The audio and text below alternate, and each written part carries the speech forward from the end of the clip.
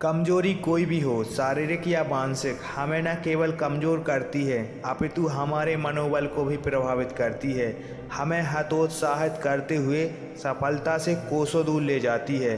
हम सोच भी नहीं सकते ये हमारे मन को कितना विचलित करती है। इस तरह की समस्या उत्पन्न कर देती है जिसका समाधान लगभग नामुमकिन सा लगता है।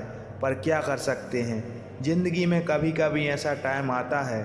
तो इसका एक ही उपाय है, जिन परिस्थितियों को आप बदल नहीं सकते उन्हें सहज रूप से स्वीकार करने का प्रयास करें, बगैर निराशा भाव के। क्योंकि कभी कभी वक्त भी हमारे खिलाफ होता है, लेकिन परेशानी कितनी भी बड़ी क्यों ना हो, आपकी हिम्मत और हौसले से बड़ी नहीं हो सकती।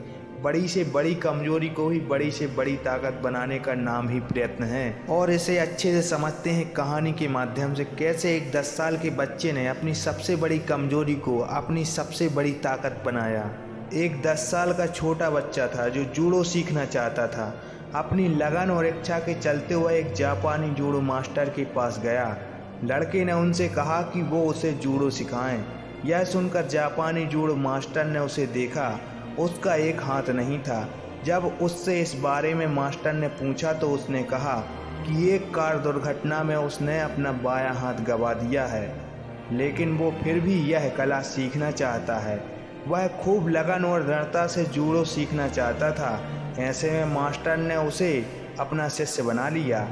लड़का पूरे मन और लगन के साथ जूडो सीख रहा था। 3 महीने बीत गए। इतने समय में वह केवल एक ही मूव सीख पाया था। वह चाहता था कि वो और भी सीखे। एक दिन अपने मास्टर के पास गया और कहा कि आपने मुझे केवल एक ही मूव सिखाया है, लेकिन मुझे दूसरे मूव भी आने चाहिए। क्या आपको ऐसा नहीं लगता?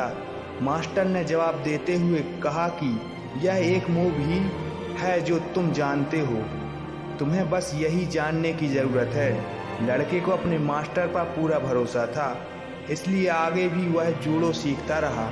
कुछ महीने बीत गए। फिर मास्टर उस बच्चे को अपने साथ एक जूडो प्रतियोगिता में ले गए। इसका पहला मुकाबला उसने आसानी से जीत लिया। दूसरे मुकाबले में भी उसके जीत ही हाथ लगी। तीसरे मुकाबले में उसे एक दमदार प्रतियोगी का सामना करना पड़ा। वह लगातार हार रहा था, लेकिन आखिरी में उसने एक मूव का इस्तेमाल किया जो उसके मास्टर ने उसे सिखाया था। इस मूव को देख सामने वाले ने हार मान ली। यह देख लड़का हैरान तो था, लेकिन खुश भी था। अब वह लड़का फाइनल में पहुंच गया था। यहाँ उसका मुकाबला एक अनुभवी और मजे हुए खिलाड़ी से हुआ। इससे जीत पाना लगभग नामुमकिन ही लग रहा था। मुकाबला शुरू होते ही प्रतियोगी उस पर हावी हो गया। फिर एक समय रेफरी को लगा कि कहीं लड़की को चोट न लग जाए।